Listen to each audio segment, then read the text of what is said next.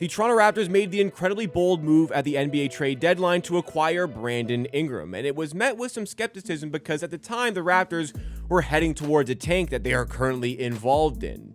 And many people feel as though the best course of action for the team would have been to prolong this tank, and that would have been the best way to build up this team. Well, let's investigate the comments that were made about this trade, and with the recency bias now kind of wearing off, was this the right move for the team? Let's get into it.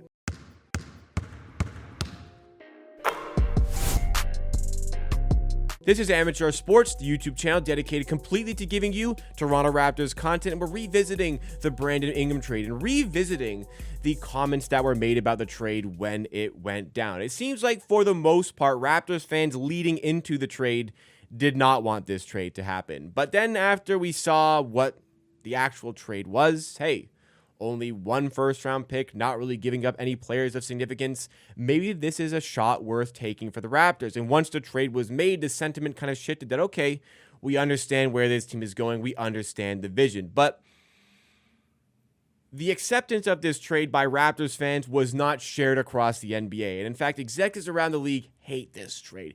They do not like the direction that the Toronto Raptors are taking with this one. Just look at the comments that were made here, given to Tim Bontemps from ESPN. It reads, pulling off such a quick turnaround is not easy, and while so much of whether it will work or not will hinge on whether the Raptors get some lottery luck this spring, their approach has been met with some skepticism around the league.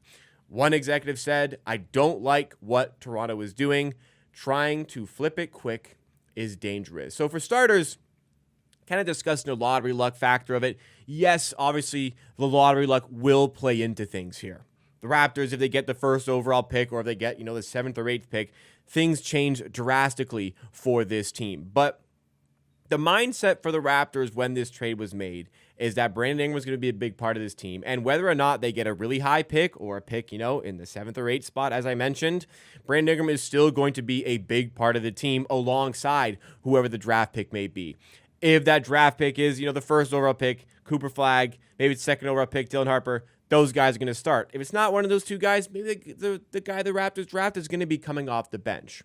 And we've seen kind of 2 years in a row now where the Raptors are tanking, where the players are dissatisfied, where, management is dissatisfied with things are going here. And they see an Eastern Conference that is starting to open up on the outer edges of the playoff spots. Maybe not quite at the top with the likes of the Boston Celtics and the Cleveland Cavaliers, but there's openings here. Like the Raptors have had an injury-ravaged season, especially at the start, and they have been poor this season for a lot of it. I mean, lately they've been a lot better with the easy part of the schedule and playing better, improving on defense, but it's been a very difficult season. But nonetheless, the Raptors currently, with 3 games left in the season, sit at 29 wins, and their preseason total for the season was set at 29.5 wins. So they're going to end right around where the expectations were for wins, and given how poorly things went to start the year, it showcases that there is an Eastern Conference for the taking, at least Eastern Conference playoff places for the tanking. So the decision was to get the team ready to make a playoff push for next season. There's no sense in making this trade and trading for Brandon Ingram if the team is just going to want to sit back and be a tanking team. But is that the right move for the team? Is going for that playoff spot the right move for the team? Well, I'm not sure where a lot of this skepticism is coming from, because unless you're one of the big markets who can attract big free agents, which the Raptors are not, you can say they're a big market because they play in Toronto, but in terms of free agency markets, they're not a big market. They have never attracted a top free agent in their entire history. Like I try to think about who are the best free agent signings in Raptors history. Like DeMarre Carroll obviously was the most marquee signing, but he wasn't good. He was horrible for the Raptors, and it was a terrible contract.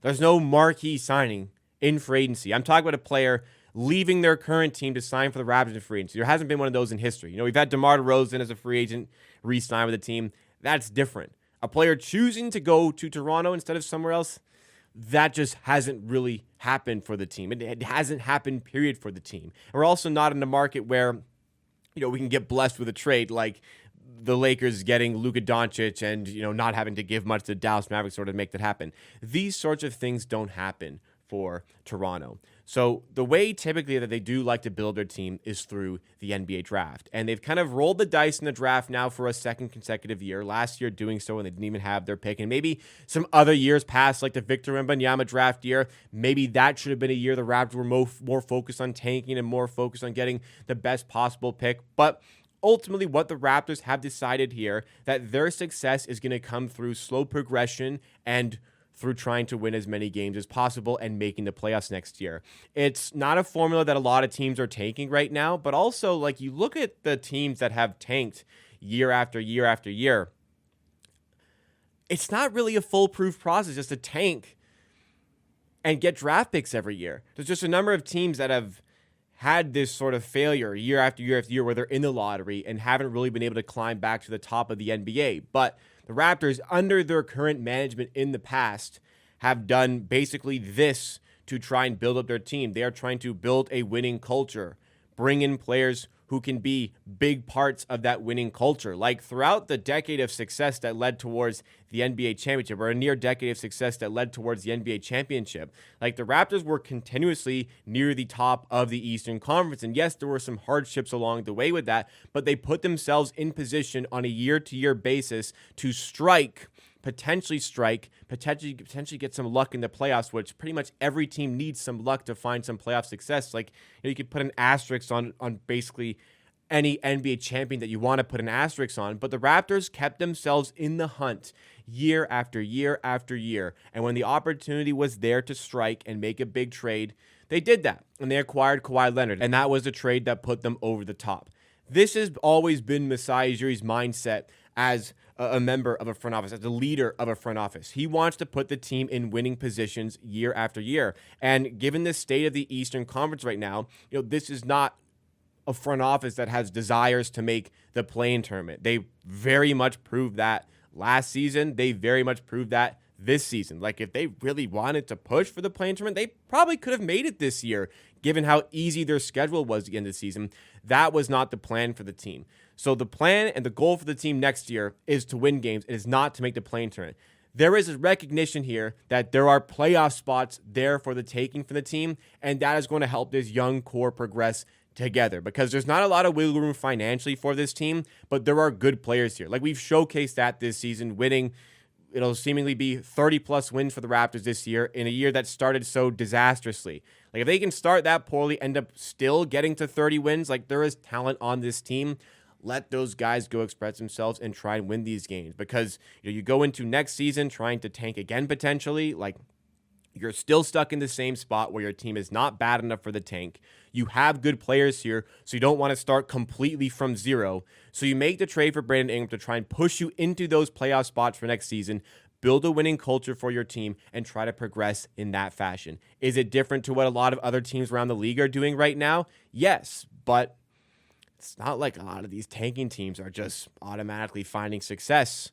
Even 5-6 years in the lottery doesn't equate to immediate success for a team. Winning has led to success for the Raptors in the past. That progression, building that culture, has led to success for the Raptors in the past. And the gamble for the team right now is that it's going to help lead to even greater successes in the future. Looking at the team for next season, you've got Barnes, Barrett, Ingram, Pirtle. You've got opportunities to make moves. Maybe some guys get traded. Maybe you just keep these guys. That's a team that is good enough to make the playoffs, especially in this poor Eastern Conference. And the Raptors are going to put themselves in a position to go and do that and continue to progress with this team by winning and developing. And maybe that process is just accelerated with some lottery luck this season, but even if it doesn't come, there's still good players that are going to help this team make that playoff push for next season, even in the range of 7th or 8th in the draft. But we'll see where the lottery luck takes us. We will see where this team goes. Overall, I'm optimistic about next season, and the skepticism around what the team are doing here, the danger, you don't like what Toronto's doing, it seems like some kind of loser mentality.